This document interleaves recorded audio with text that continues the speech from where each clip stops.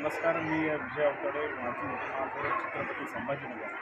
आज मयूर पार्क भगतसिंग कौशल्य परिसरामध्ये अजिंठा बहुउद्देशीय सेवाभावी संस्था संचलित यशोदा पब्लिक स्कूल या शाळेचे संस्थापक अध्यक्ष आमचे मार्गदर्शक आदरणीय भाजपचे ज्येष्ठ नेते अशोकदादा गरुड यांच्या ही संस्था आहे.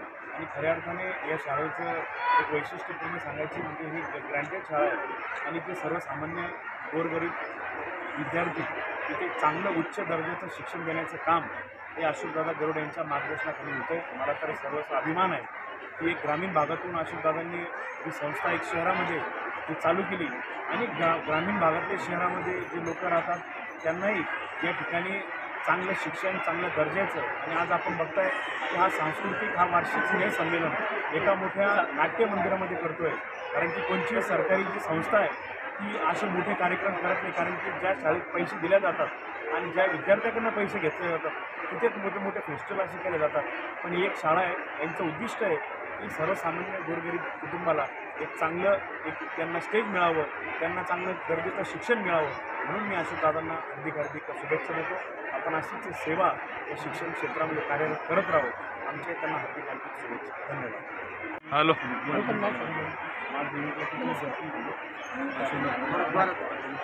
नमस्कार, मी अश्विनी अजयराव लाखो, शिक्षणाधिकारी मापल्ली, जिल्हा परिषद छत्रपती संभाजीनगर.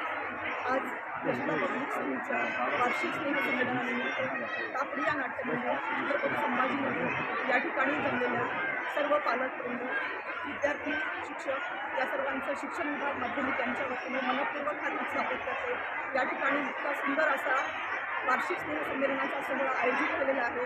त्याबद्दल संस्थेचे संस्थापक अध्यक्ष अशोकजी गरुड तसेच संपूर्ण यशोदाचे मुख्याध्यापक आणि त्यांची संपूर्ण टीम यांचंही मनापासून हार्दिक स्वागत करते.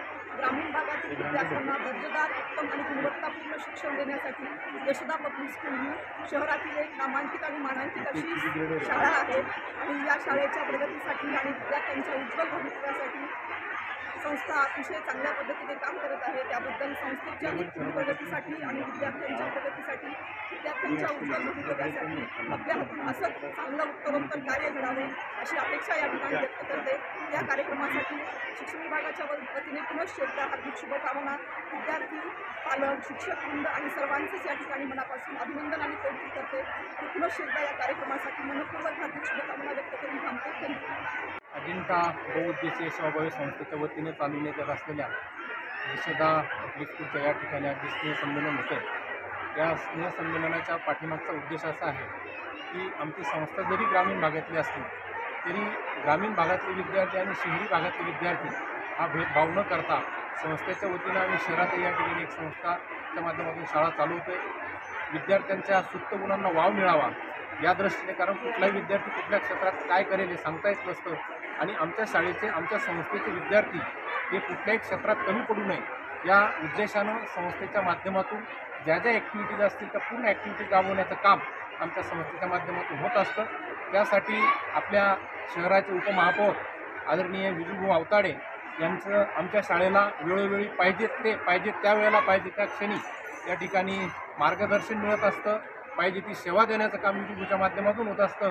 तसेच शिक्षण विभागाच्या शिक्षणाधिकारी आदरणीय लाटकर मॅडम, शिक्षण विभाग आमचे मित्र पालवे साहेब याही विभागाच्या माध्यमातून आम्हाला शाळेसाठी शैक्षणिक कामासाठी सर्वतोपरी त्यांच्या परीने मदत होत असते आणि यांच्या सर्वांच्या सहकार्यातून संस्था आमची निश्चितपणाने आज आम्हाला इथं शाळा सुरू करून एक 7-8-10 वर्ष झालेले आहेत, परंतु येणाऱ्या 2-3 वर्षामध्ये आमची संस्था निश्चितपणाने शहरामध्ये एक नावारूपाला आल्याशिवाय राहणार नाही अशी मला खात्री. आमचा स्टाफ यासाठी पूर्णपणाने मेहनत घेतो.